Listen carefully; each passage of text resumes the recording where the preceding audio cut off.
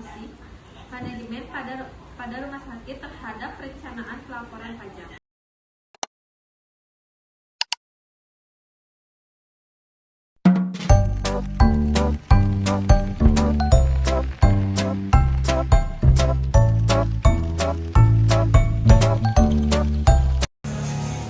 Di sini saya akan menjelaskan mengenai audit pajak rumah sakit.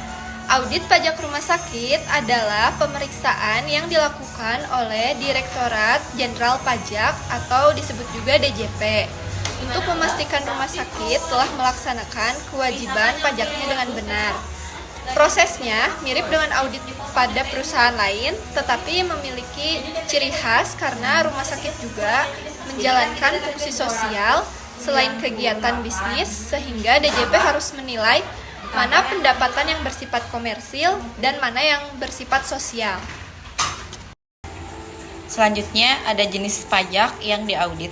Yang pertama PPh badan, pajak atas penghasilan yang diperoleh perusahaan atau badan usaha selama 1 tahun pajak. Yang kedua PPh pasal 21, pajak atas penghasilan berupa gaji, upah, atau honorarium yang diterima oleh pegawai atau karyawan. Dan yang ketiga PPh pasal 23 atau 26. Pasal 23 pajak atas penghasilan dari jasa, sewa, atau dividen yang diterima wajib pajak dalam negeri.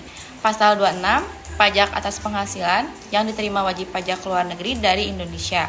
Yang keempat PPh pasal 4 ayat 2 disebut PPh final, dikenakan atas penghasilan tertentu seperti sewa bunga, deposito, atau penjualan tanah atau bangunan. Yang kelima, PPN, pajak pertambahan nilai, pajak atas transaksi penyerahan barang dan jasa kena pajak yang di dalam negeri oleh pengusaha. Di sini saya akan menjelaskan mengenai prosedur dan ruang lingkup audit. Prosedur audit pajak rumah sakit tidak jauh berbeda dengan pemeriksaan pajak pada umumnya. Proses ini diatur oleh Peraturan Menteri Keuangan (PMK) dan melibatkan beberapa tahapan.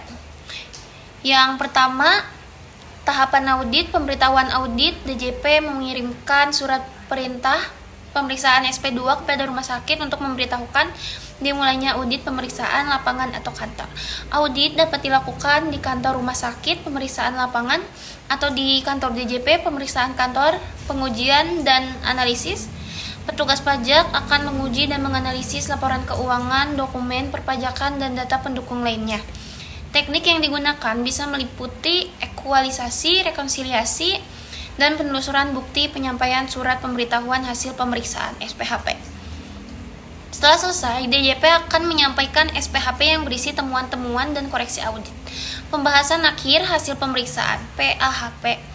Wajib pajak diberikan kesempatan untuk menanggapi SPHP dan melakukan pembahasan akhir. Jangka waktu untuk menanggapi SPHP dan pembahasan ini telah dipersingkat oleh aturan terbaru.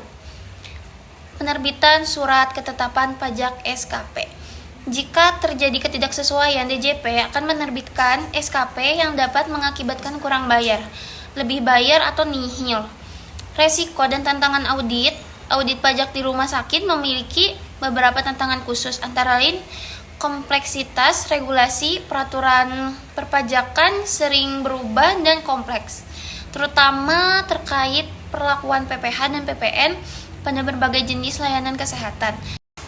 Selanjutnya saya akan melanjutkan materi dari rekan saya, pemisahan laba rugi, memisahkan kegiatan nirlaba atau jika berbadan yayasan dan komersial dapat menjadi rumit karena perlakuan pajaknya berbeda.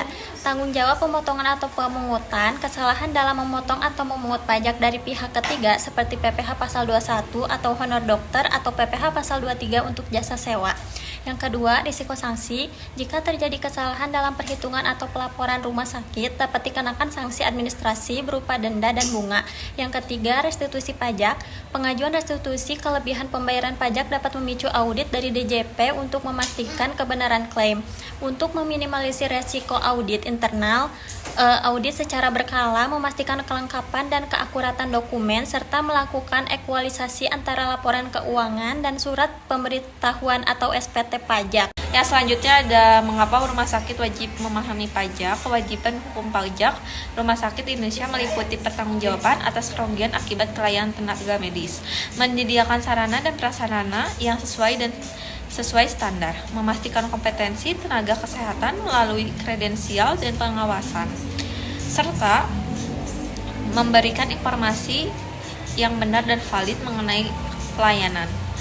Kewajiban ini diatur dalam undang-undang seperti Undang-Undang Nomor 44 Tahun 2009 tentang Rumah Sakit dan Undang-Undang Nomor 17 Tahun 2023 tentang kesehatan. Yang kedua ada menghindari sanksi. Untuk menghindari sanksi rumah sakit harus fokus pada kepatuhan terhadap regulasi yang ketat, meningkatkan mutu pelayanan dan keselamatan pasien. Sanksi dapat berupa denda, pencabutan izin, hingga tuntutan pidana.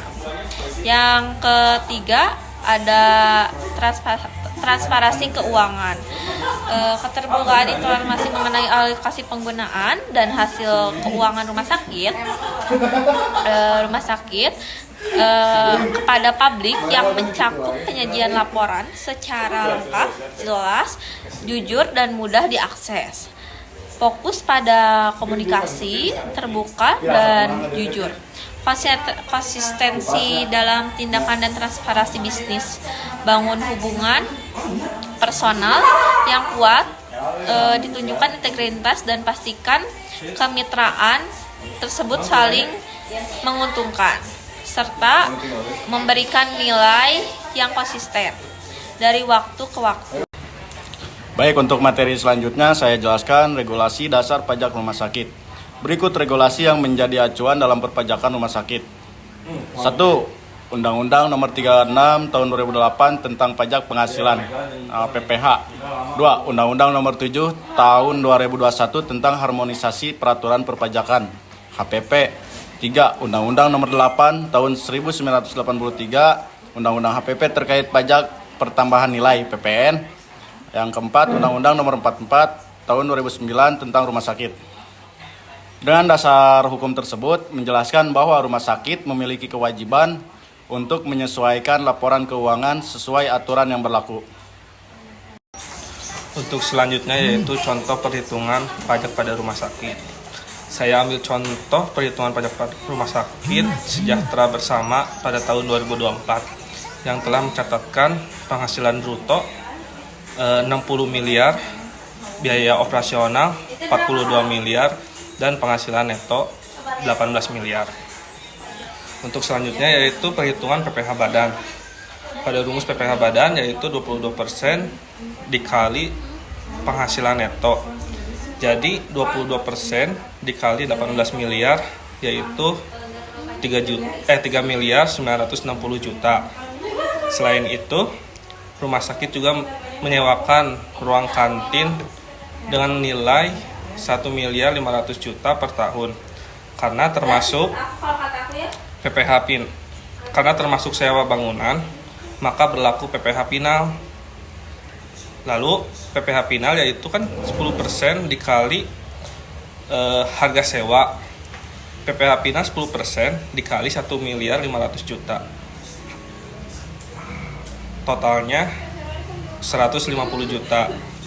Untuk selanjutnya, apabila rumah sakit menjual obat rawat jalan senilai 6 miliar, maka berlaku PPN.